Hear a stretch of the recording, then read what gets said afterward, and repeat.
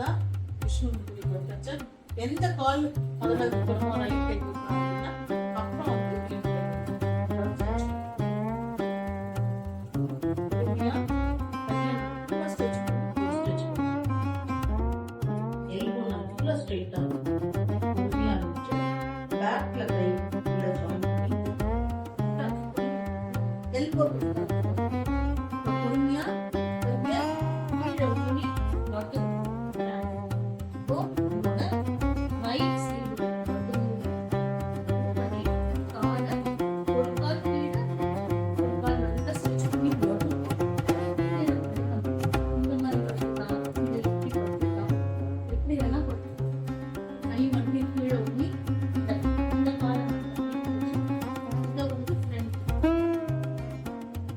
மடங்கக்கூடாது. இப்படி நேரா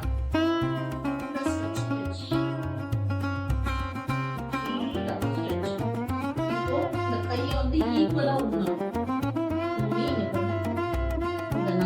இந்த காலை நீட்டவும் இந்த கால் மடங்கி இருக்கக்கூடாது. நீட்டவும் தலை உள்ள போகும்.